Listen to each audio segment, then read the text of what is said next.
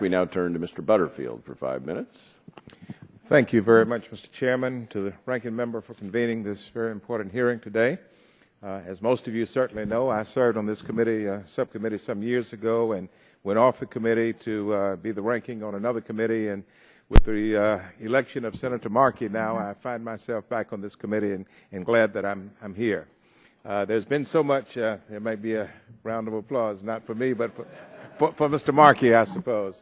But just listening to the testimony and just reviewing the material for today, we've made great advances over the last 4 or 5 years that no one could even imagine. And Mr. Knapp, I think you just hit the nail right on the head a few minutes ago. It's just limitless of what innovation can mean, not only for the bottom line of your companies, but for the prosperity of our country. And so I want to thank you for all that you do, and thank you for your investment in the future.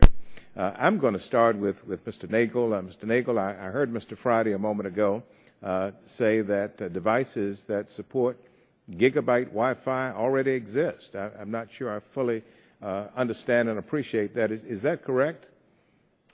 Well, it is correct in the sense that devices have within them the brains and the antennas and all that to make gigabit Wi-Fi work. What it doesn't have is access to the spectrum.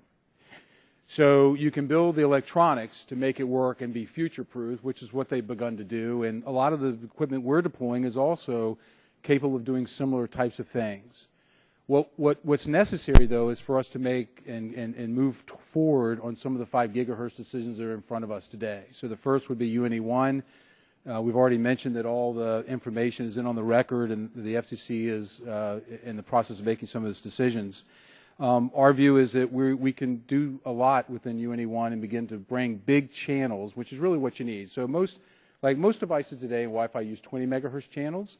When you get to enough, you'll put 160 megahertz together, and it's that concatenated spectrum band that allows you to do that amount of speed at one time. But it requires that spectrum and the unlicensed spectrum. And so that's where the 5 gigahertz becomes very, very important, not just in UNE-1, which is by far the easiest decision to make, we think, but also in UNE-4. And it does require harder decisions, but ones that we ought to make now before we get too far down the road. But typically, certification and approval usually take a long time after spectrum. Would that be correct?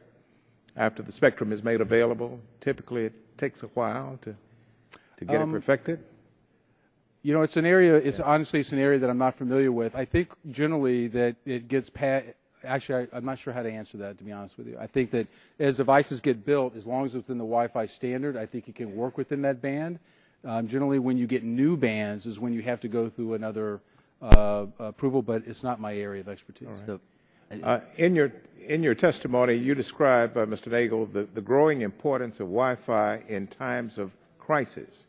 Can you elaborate on some of the examples of when this technology has proven valuable in times of crisis and explain the role that Wi-Fi can play in going forward in emergencies? Sure, I'd love to. I mean, we have some examples that Comcast has been involved with. The first is Hurricane Sandy.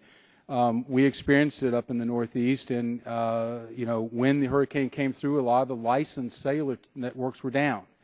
So what would end up happening is that we had some of our Wi-Fi access points that were up and running, and people would actually go to those access points. They would connect with any of their devices. It didn't have to be cellular specific, and they could actually reach the internet. They might have to walk a few hundred yards because that's the closest one that they had, or maybe even further.